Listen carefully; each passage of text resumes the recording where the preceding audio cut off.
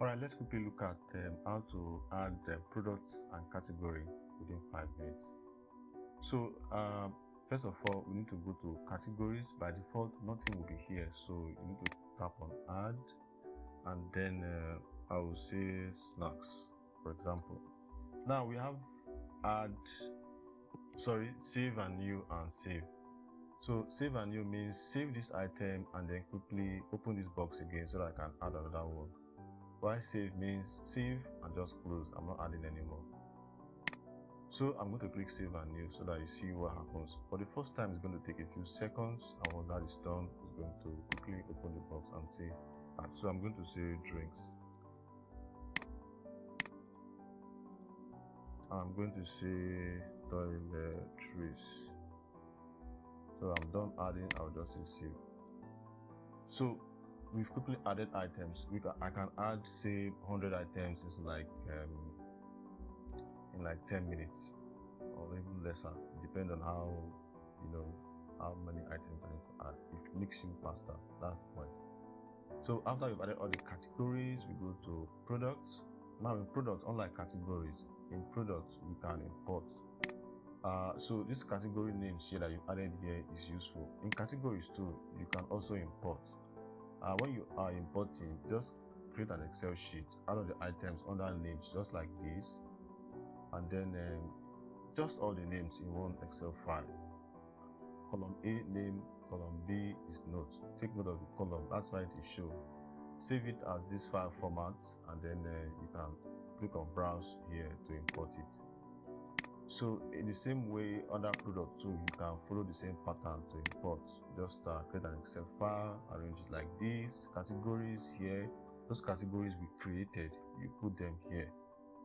You can, multiple can be on this, can come if the products fall under other categories. And then the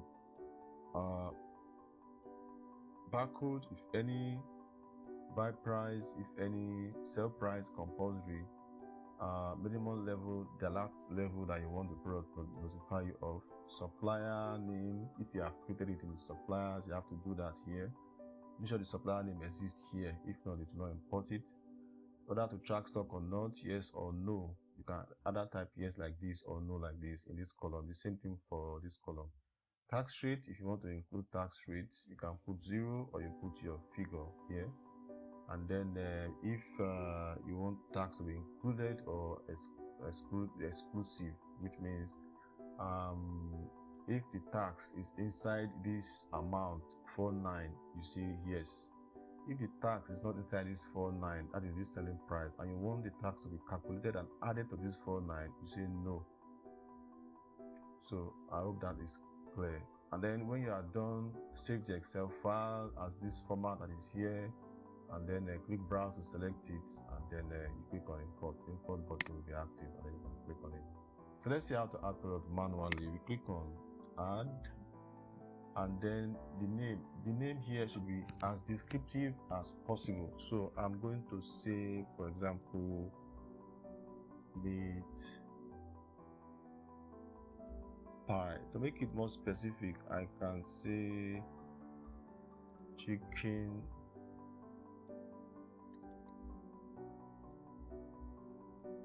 meat, sorry, making a mistake there.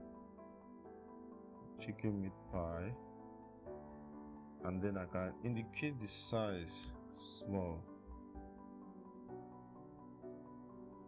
So it can be beef, it can be any kind of other meat, but I've described as possible. Sell price, let's say 500.